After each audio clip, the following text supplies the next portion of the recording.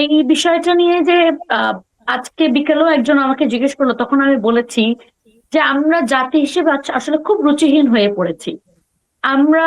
উনি একটা বক্তব্য দিয়েছে, এটা হয়তো খুব ভালো শুনতে লাগেনি, বাট এটা এমন কোন জিনিস না যেটা নিয়ে আপনার পুরা দেশ ফেটে পড়বে, সবাই এটা নিয়ে আলাপ আলোচনা করবে, এইটাই টপিক হবে।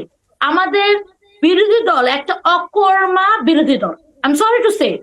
একটা হুম। এই বিরোধী দল যদি শক্ত বিরোধী দল হতো, সে সংসদে দাঁড়িয়ে বলতো যে এখন পর্যন্ত হামে 1,000-এর বেশি শিশু মারা গিয়েছে, প্রত্যেকদিন প্রায় 1,000 শিশু এখনো হামে আক্রান্ত হচ্ছে কন্টিনিউয়াসলি, বাট এখন পর্যন্ত আমরা গভর্নমেন্টের কাছ থেকে কোনো আমরা প্ল্যান পাইনি যে এটাকে কিভাবে ট্যাকেল করবে।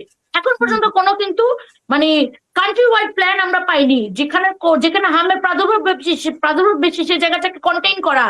যে মানে আমরা এগুলো তো এখন অলরেডি ইনফরমেশন গুলো ওনাদের কাছে থাকার কথা। জায়গা মতো যেখানে সরকারকে যেই জায়গাতে পেশা দেওয়া উচিত সেই জায়গাতে বিরোধী দল দিতে পারতেছে না, কিন্তু পারবে না তো, কারণ বিরোধী দল পড়ালেখা করে না, বিরোধী দল কোনো কিছু নিয়ে রিসার্চ করে না, বিরোধী দল গণমানুষের পালস বোঝার চেষ্টা করে না। এই যে এইবারে বিজ্ঞানীরা বললো, যে সিডিসি থেকে বললো যে এবারে ডেঙ্গুটা ভয়ানক ডেঙ্গু হতে যাচ্ছে বিকজ মিউটেশনের কারণে, তো সেটা নিয়েও তো কোনো গভর্নমেন্টের কোনো প্ল্যান আমরা পাইনি, এবং বিরোধী দল থেকেও কোনো প্ল্যান পাইনি। ধরেন গভর্নমেন্ট কোনো প্ল্যান দিল না, বিরোধী দলের প্রেশারটা কোথায়? তারপর বিরোধী দল থেকে আমরা দেখছি তারা ঢাকা উত্তরে, ঢাকা দক্ষিণের মেয়র অলরেডি সিলেক্ট করে ফেলেছেন যে ওনাদের মেয়র কে হবেন। তো মেয়ররা প্ল্যান গুলো দেন। আমাদের যদি তাদের মেয়র প্রার্থীর প্ল্যান পছন্দ হয়, তাহলে আমরা হয়তো ওনাদেরকেই ভোট দিব, তাই না? বাট আমরা কিন্তু এই ব্যাপার নিয়ে কোনো কথা দেখতে পাচ্ছি না। তারপরে আপনার যে মানে ক্রমাগত আইন শৃঙ্খলা পরিস্থিতি যে নিচের দিকে চলে যাচ্ছে, এবং সেগুলাকে ফাইট করার জন্য আমাদেরকে কি করা দরকার, পার্টিকুলার এরিয়া ভিত্তিক, মানে এই যে পুলিশ এখনো পর্যন্ত 100% ওয়ার্কিং না, এগুলা নিয়ে আমরা প্রপার আলোচনা দেখি না। এটা নিয়ে শুধু আলোচনা না, প্ল্যান, পলিসি। কারণ পলিসি কেউ আসলে হচ্ছে কি, মানে আমরা খুব কথা বলতে পছন্দ করি, কিন্তু আমরা পলিসি নিয়ে কাজ করতে পছন্দ করি না। কারণ পলিসি নিয়ে কাজ করতে হলে পড়াশোনা করতে হয়, এটাতে সময় দিতে হয়, এটার ভিতরে পিছনে কাজ আছে কিন্তু, ঠিক আছে। পলিসি ভিত্তিক আলোচনা আমরা দেখি না, কিন্তু কে কি হিজাব নিয়ে কি বলে ফেললো, বা বোনের সব চেঞ্জ করে ফেললো। আই এম সরি, আপনার পোশাক আপনি কি পরবেন আপনার এবং আপনার রবের মাঝখানে, কিন্তু এটা আপনি আপনি কি হিজাব পরে আপনি আমাদের কিন্তু আমরা আমাদের একটা স্ট্যান্ডার্ড করে ফেলেছি যে পর্দা মানে শুধু বোরখা অথবা হিজাব। এটা একদম রং। আমি নিজে হিজাব করি, বাট স্টিল আমি মনে করি রং।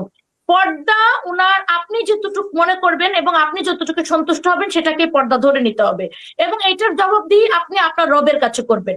এই জবাবদিহি কেউ কারো কাছে করবে না, এবং এইটা মানে সংসদে উঠার মতো কোনো টপিকই হতে পারে না।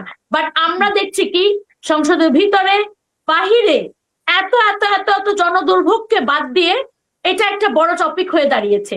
হোয়াট আ শেমফুল মানে time for us and our country, তাই না? আমরা 24-এর মতো একটা এরকম মানে ইম্পর্টেন্ট সময় পার করে এসে আমরা আজকে নিজেদেরকে ডিভাইড করছি এরকম ছোট ছোট ইউজলেস টপিকে। তারপরে বাজেট ঘোষণা হয়েছে, বাজেট অনেক বড়, অনেক স্বপ্নও নিয়ে বাজেট করা হয়েছে, বাট বাজেটেরও কিছু শর্টকামস আছে। Let's talk about those shortcomings, তাই না? কিন্তু আমরা আজকে সংসদে কি শুনলাম, মাননীয় কি জানি প্রাইম মিনিস্টার 16,000 রাস্তাস আর ডিস্ট্রয়েড কারণ বিকজ অফ দুর্নীতি।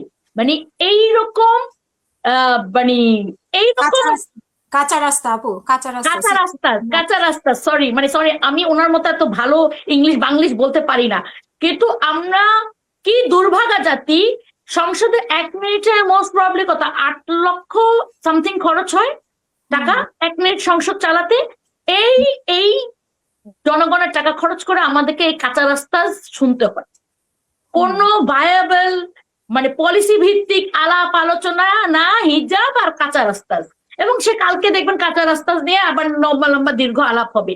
সুতরাং এইটাই কি আমরা চেয়েছিলাম? 17 বছর ফ্যাসিস্ট চলে যাওয়ার পরে আমরা আই ফেল সো প্রাউড, আমার এত মানে আত্মহংকার হচ্ছিল যে না দেখো আমাদের একটা সংসদ যেখানে নির্বাচিত প্রতিনিধিরা বসে আছে। প্রথম দিন আপনি বিশ্বাস করবেন, আমি সারাটা দিন সংসদের প্রথম দিন বিটিভি দিয়ে বসেছিলাম। আমরা সেই বিটিভি দেখা ছেড়ে দিয়েছি 17-18 বছর আগে, এই বাতাবি লেবু তো আর আমরা দেখি না। কিন্তু সেদিন আমি সারাদিন বিটিভি দিয়ে বসেছিলাম, কারণ আমার এত ভালো লাগতেছিল। কিন্তু সেই ভালো লাগে এত দ্রুত মুখ থুবড়ে পড়বে এটা আমরা আশা করি নাই। আমরা আশা করেছিলাম যে এইবারে যারা, যেহেতু মানুষ ভোট দিয়ে জনপ্রতিনিধিদেরকে এনেছেন, এই জনপ্রতিনিধিদের একটা মানে অ্যান্সারেবিলিটি থাকবে, তাদের দায়িত্ব থাকবে, তাদের নিজেদের জনগণের জন্য এই কাজগুলা উঠায় নিয়ে আসা। ধরেন আমি যদি নির্বাচিত হতাম, উভয়েরই একটা গঠনমূলক আলোচনা আমরা সেখানে আশা করেছিলাম, কিন্তু অনেক সময় সিরিয়াল সেখানে মানে খুবই সিলি আলাপ আলোচনা। এবং সবচেয়ে আরেকটা বিষয়, এবং এটা আমার খুব খারাপ লাগে, যে বিশেষ করে আমাদের স্বরাষ্ট্রমন্ত্রী ইজ ভেরি, মানে উনি খুবই ভালো বলেন, দেখতেও খুব ভালো, উনি মানে হ্যান্ডসাম ম্যান, তো এই জন্য যখন বলেন শুনতেও ভালো লাগে। কিন্তু কথা হলো, শুধু ভালো বলেন, শুনতে ভালো লাগে, চোখের আরাম লাগে, এটা হলে তো হবে না। ওনার স্বরাষ্ট্র মন্ত্রণালয়ের অনেকগুলো বিষয় আছে যেগুলো খুবই স্পর্শকাতর এবং খুব ওয়েল হ্যান্ডেল করা উচিত ছিল। বাট আমরা ওনাকে দেখি যে কেউ কোনো কিছু বললে উনি সংবিধান দেখিয়ে তাদের হাঁচি কাশি দেওয়া অনলস বন্ধ করে দেন। তো এই জায়গায় আমরা না যে আমাদেরকে আরো গঠনমূলক, আরো মানে জনগণ বান্ধব সংসদ, যেখানে একজন সাধারণ জনগণ দেখে ফিল করবে যে না, আমার প্রতিনিধি, আমার জনপ্রতিনিধি যাকে আমি ভোট দিয়েছি, উনি আমাকে রিপ্রেজেন্ট করছেন এবং উনি আমার কষ্টের কথা, আমার দুর্ভোগের কথা লাঘব করার জন্য কথা বলছেন। সুতরাং এই মানে হিজাব আলাপ ইস্যু এগুলার আমি কথা বলে আসলে না এই জিনিসগুলোকে কোনো মানে টাইমই দিতে চাই না।